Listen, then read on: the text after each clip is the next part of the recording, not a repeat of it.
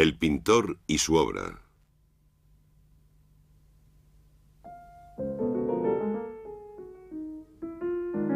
La violencia del motivo.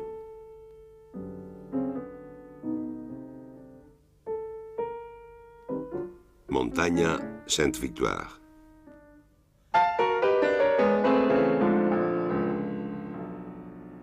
Paul Cézanne, Aix-en-Provence, 1839-1906.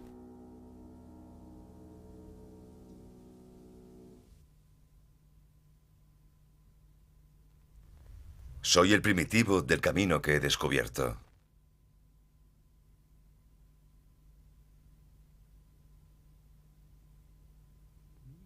Louis-Auguste Cézanne, de origen piamontés, empezó como sombrerero y llegó a ser un opulento banquero de Aix-en-Provence. Compró una casa situada en un parque a la salida de la ciudad, el Jas de Buffon. Su hijo Paul tenía entonces 20 años.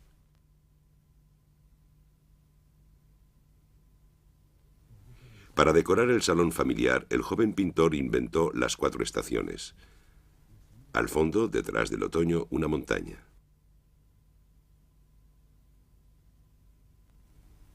Durante varias estancias en París, Cézanne visitó a su mejor amigo de infancia en Aix, Émile Zola. En París pintó retratos y bodegones. Copió a Delacroix en el Louvre. Durante sus regresos frecuentes a Aix, pintó paisajes de tonos densos. A veces, al fondo del paisaje, se ve la silueta de una montaña. Cézanne también pintó escenas extrañas, orgías, bacanales, asesinatos.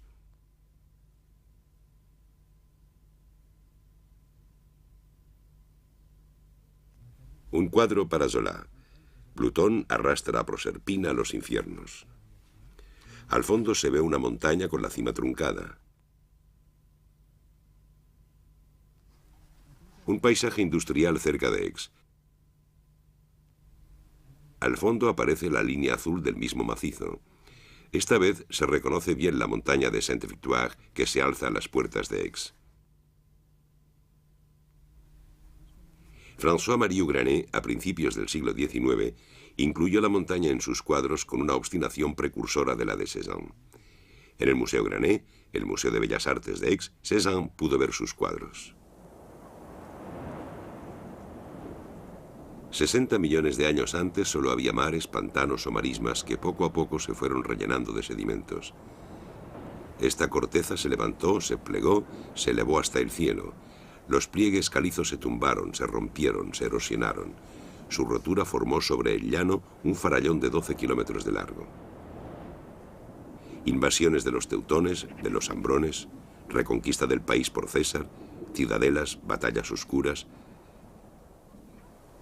El nombre se debería a una victoria de Mario sobre los teutones en 102. Otros piensan que se trata de una deformación de Ventura, la diosa del viento. En el siglo XVII, un negociante de Aix hizo restaurar la capilla de Montventure y la dedicó a la Virgen de la Victoria. A partir de entonces, la montaña recibe el nombre de Santa Victoria. La creencia popular pobló sus cuevas y despeñaderos de seres fabulosos. Muy cerca de una de las cumbres, la cima de Gargaí, sería la boca de un volcán que a veces se despierta. Se cuenta que Mario arrojó a la cima a 300 prisioneros teutones. Allí dicen que habita una cabra de oro. En París, Cézanne conoció a Hortense Fiquet. Se fueron a vivir al Estac, cerca de Marsella. En 1872, Hortense le dio un hijo, Paul. Cézanne volvió con frecuencia a Aix y le ocultó su relación a su padre. Llega el ferrocarril que corta una loma cerca del Jas de Buffon. El emotivo pintor lo representa como una cicatriz sangrienta. Dominando el paisaje, equilibrando el vacío creado por el Tajo, la montaña de Sainte-Victoire.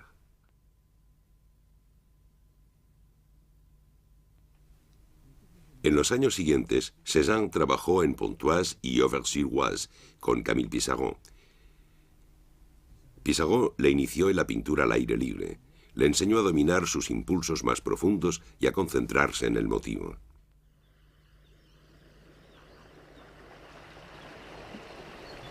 El pintor desarrolló así el tema de los bañistas. Recuerdo impresionista de sus baños de adolescente en el Arc con sus amigos Émile Zola y Baptiste Baille. En estas composiciones, que Cézanne siguió pintando hasta su muerte, a veces aparece la montaña. Dedicó varios lienzos al pueblo encaramado de Gardin, al sur de Aix, donde vivió durante algún tiempo con Hortense y el joven Paul. También exploró los caseríos próximos a Sainte-Victoire. Hacia el sur, la montaña aparece como un peñasco de forma regular que repite los estratos minerales del paisaje.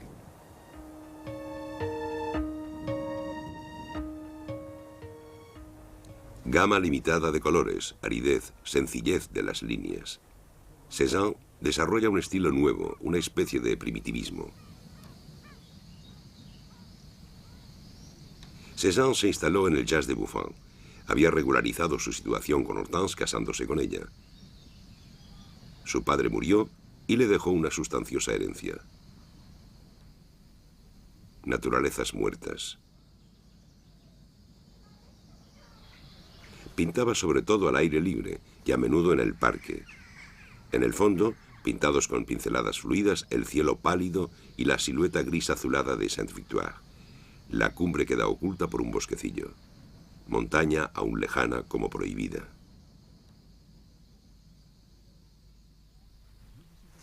(1886).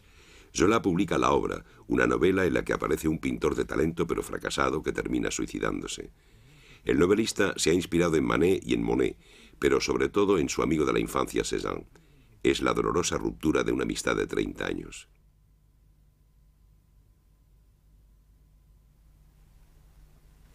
El pintor era tímido, no soportaba que le molestaran los curiosos, y los habitantes de Aix le consideraban un excéntrico y no le apreciaban mucho. Una de sus hermanas compró una finca grande a menos de 2 kilómetros al sur de Jazz de Buffon. Cézanne pintó la granja y el palomar de Bellevue.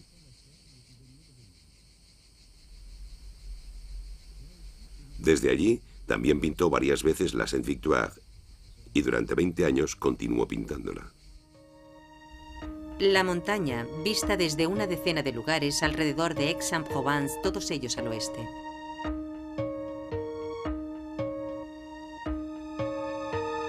Motivo. La palabra evoca la decoración textil, la música, la repetición.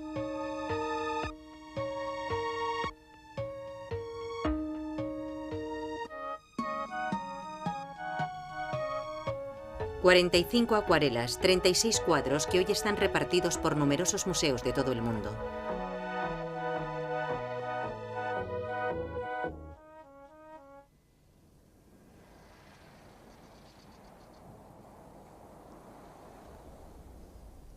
Ámsterdam. Desde este ángulo, el macizo tiene la forma de un triángulo truncado. El paisaje está desierto, organizado en conjuntos regulares y compactos.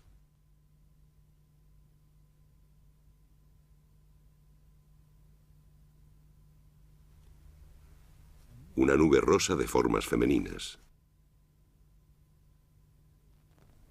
Filadelfia, Fundación Barnes. Bajando hacia los campos cultivados, Cézanne eleva la montaña y las colinas en su campo de visión.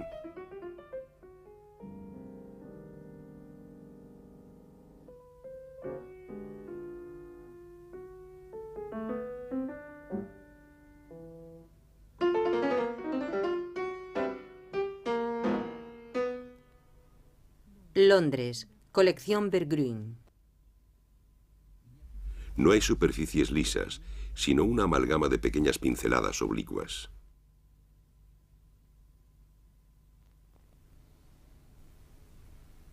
Edimburgo.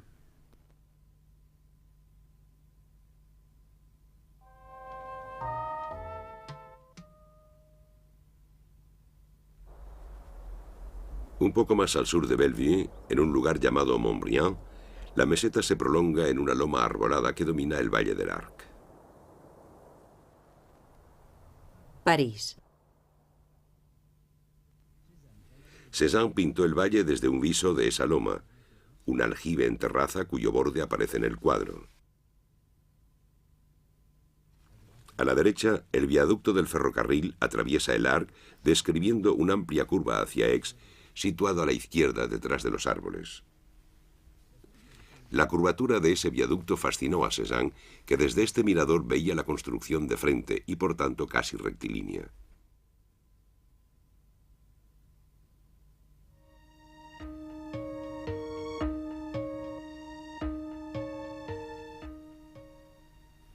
Cézanne se alejó del método clásico, que trataba de dar la impresión de relieve modelando sombras y luces. Aplicó unas pinceladas rectangulares y juntas, de la misma modulación, creando un efecto de tapicería. Ya no se trataba de modelar, sino de modular. El pintor combinó sus colores poco a poco, con arreglo a la lógica interna del cuadro, de ahí su lentitud proverbial. Si paso demasiado alto o demasiado bajo, todo se echa a perder. No tiene que haber ni un solo eslabón demasiado flojo, ningún agujero por el que se escape la emoción, la luz o la verdad. Pinto todo el cuadro a la vez, en conjunto. Reúno en el mismo impulso, la misma fe, todo lo que se dispersa. A la izquierda hay un gran pino piñonero aislado, un poco torcido. Lo encontramos en varios dibujos, acuarelas y cuadros.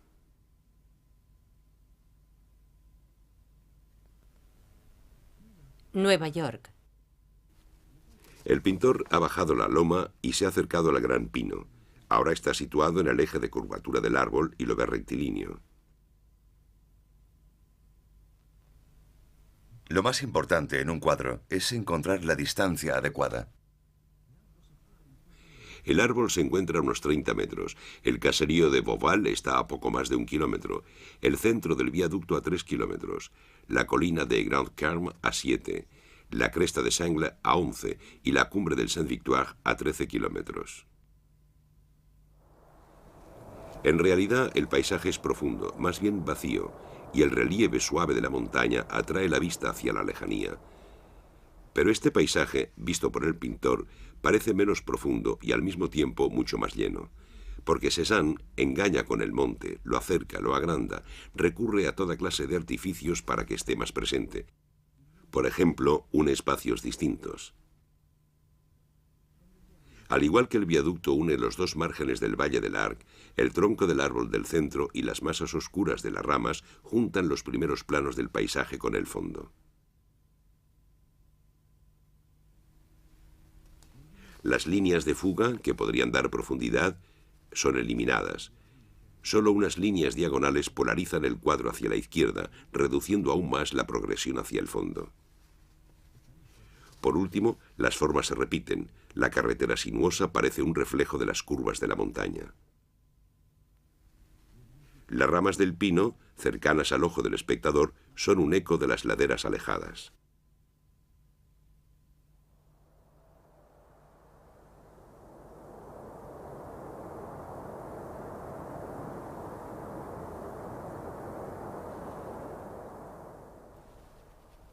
Cézanne se sirve de la montaña y las colinas para encerrar y envolver su paisaje, reducir la fuerza agresiva de sus ejes, estabilizarlo, convertirlo en un mundo autónomo en el que todos los elementos están vinculados por relaciones plásticas.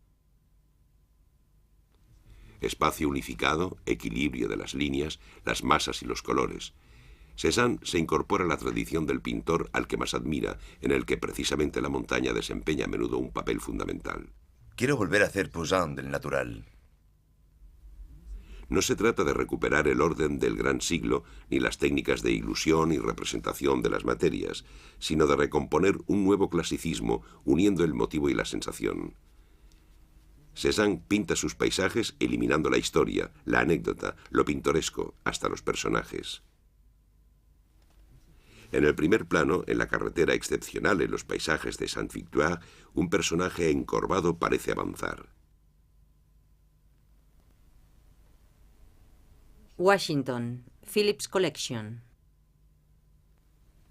Más abajo, en la linde del pinar, el mismo paisaje. Las curvas de las ramas y las de los montes se combinan en las estampas japonesas.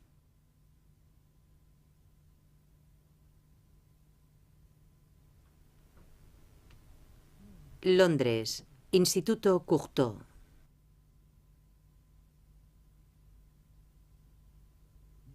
Las Saint-Victoire forman series, pero Cézanne no pretende, como Monet en la misma época, reflejar las variaciones de la luz.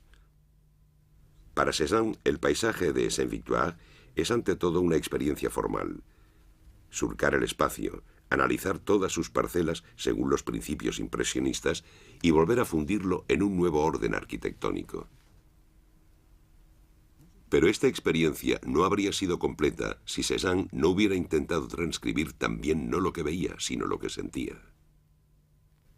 En el pintor hay dos cosas, el ojo y el cerebro. Los dos tienen que ayudarse mutuamente. Hay que trabajar para desarrollarlos. Al ojo por medio de la visión de la naturaleza y al cerebro por la lógica de las sensaciones organizadas que proporcionan los medios de expresión. Organizar las sensaciones es vivir una verdadera experiencia espiritual. Cézanne tiende la mirada virgen ante el motivo. Ve con tonos minúsculos, trocea sus sensaciones.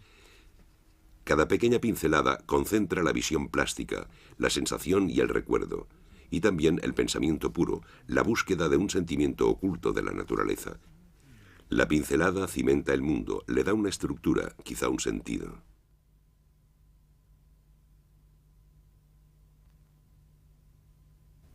Moscú.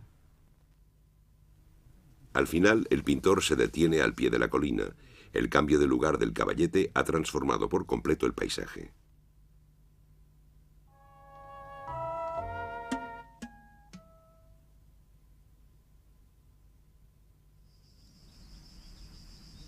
A la salida de Aix, en una meseta situada antes de la montaña, encontramos las canteras Vivemus. Cézanne alquiló allí durante algún tiempo una cabaña. El pintor se apasionó por los contrastes entre los tonos cálidos de la roca y los tonos fríos del follaje y el cielo. Barrancos, cuevas, fisuras ambiguas, formas curiosas, fragmentos informales.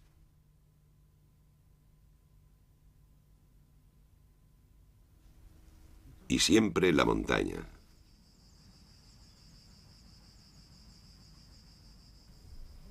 Baltimore. Es como si la montaña hubiera surgido del farallón amarillo. La fisura inquietante es testigo de la eclosión. Y, azares del encuadre, la gama cromática es de una gran vivacidad y contrapone con violencia los colores complementarios, naranja y azul, rojo y verde, amarillo y violeta. La cumbre surgida de estos conflictos titánicos ya no es como en Poussin el pedestal de los dioses. Ella misma se ha convertido en Dios.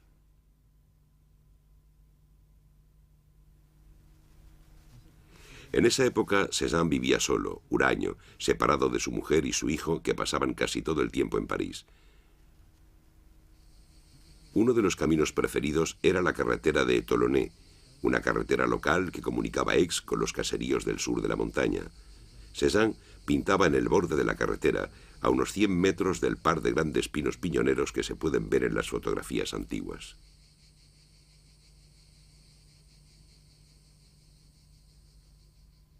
San Petersburgo. La montaña llena el lienzo. Una casa, frágil volumen, huella de humanidad, frente a la masa inevitable de Saint-Victoire. Y la carretera curva que invita a perderse en la montaña. Una montaña que aparece con las laderas más abruptas. Cleveland. La misma carretera, los mismos pinos piñoneros. Leer la naturaleza es verla bajo el velo de la interpretación, con manchas de colores que se suceden a tenor de una ley de armonía. Partiendo de la carretera del Tolonais a la izquierda, un camino sube a través de los pinares hacia Châteaunoir, gran edificio sin terminar con ventanas ojivales. Cézanne alquiló allí una habitación para almacenar su material y sus cuadros. Rimas entre colores leonados y colores fríos, ritmos entre verticales y diagonales, meditación mística de un solitario frente a la naturaleza, vagabundeo por el desierto. Si trabajo con tesón, entreveo la tierra prometida. ¿Seré como el gran jefe de los judíos o podré entrar en ella? Tokio. El ojo, acostumbrado a un continuo de zonas planas y en movimiento, no logra situar los colores que unas veces parecen cercanos y otras lejanos. Cada zona de color, a su vez, está formada por numerosos módulos que se juntan. La pincelada marca a la vez un fragmento de la naturaleza, una profundidad, una sombra y un color. Detroit.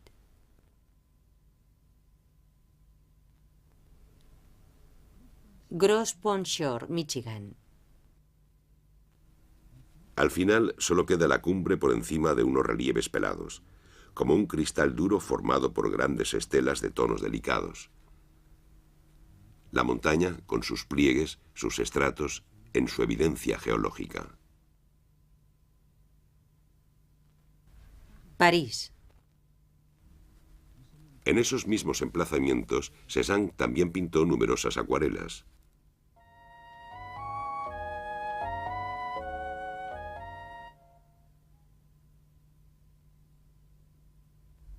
En 1901, Cézanne, prematuramente envejecido por la diabetes y el trabajo obstinado, seguía viviendo en el centro de Aix. Hizo que le construyeran un taller en el altonazo de Loos, al norte de la ciudad. Allí pintó la mayoría de sus últimos bodegones. Ya era famoso. Los pintores jóvenes iban a visitarle. Os debo la verdad en pintura y os la diré. A varios cientos de metros del taller hay una buena vista del campo y de la montaña.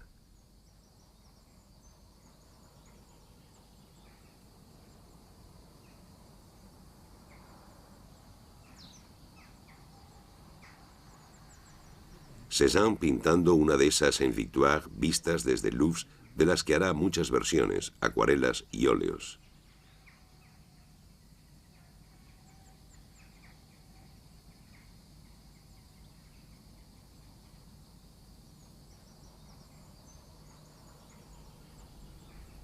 Ladera sur abrupta, cara norte en pendiente suave, un prisma regular en perspectiva lineal.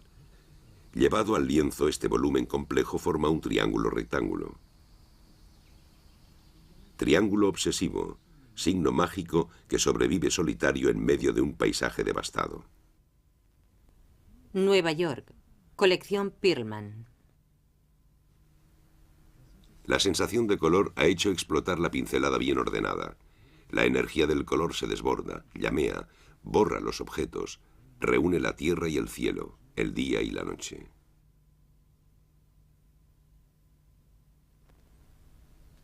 Zúrich, museo. Una preparación gris visible en todas partes que forma grandes reservas demasiado claras, como si el pintor no lograra reunir las pinceladas de su cuadro. Irrupción de lo discontinuo.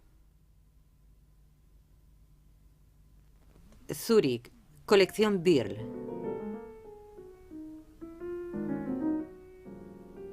Filadelfia, museo.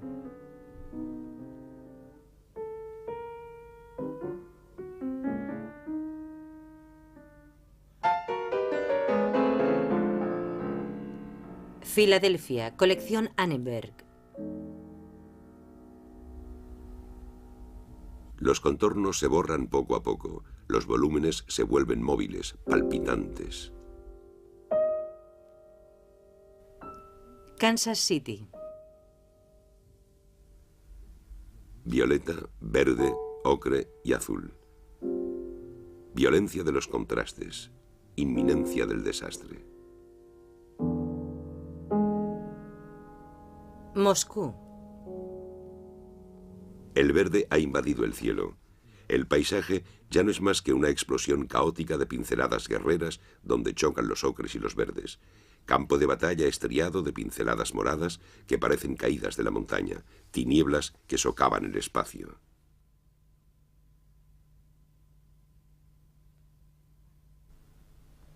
Val, museo. Montaña volcán, universo de furia. El cuadro ya no es una imagen, sino un mundo, formado por su propia lógica que se ha vuelto autónoma.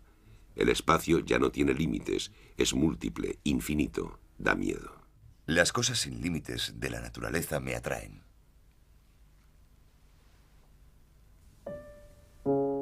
Val, colección Belleler.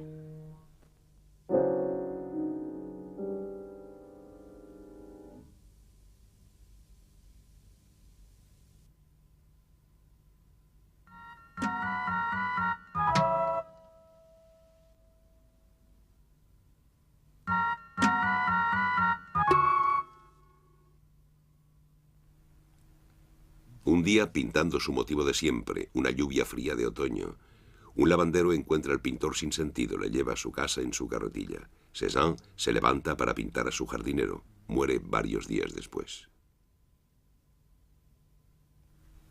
Sainte-Victoire, el mundo en miniatura de la naturaleza muerta, también es un reflejo de la montaña. Caminos, cuestas, cunetas, precipicios, equilibrios y desequilibrios. Los pliegues blancos y tensos de las líneas estiradas recuerdan los pliegues de caliza y mármol de la muralla omnipresente, casi eterna frente a la vida de los hombres.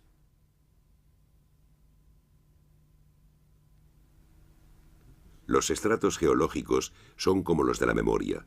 Solo la geología detiene el tiempo, lo fija, pero en esta inmovilidad todavía hay turbulencias de la Tierra, convulsiones, caos, erupciones. Y quizás con la montaña el pintor regresa a la vida huraña de sus comienzos. El asesinato tiene lugar en plena noche, en las laderas de un monte oscuro.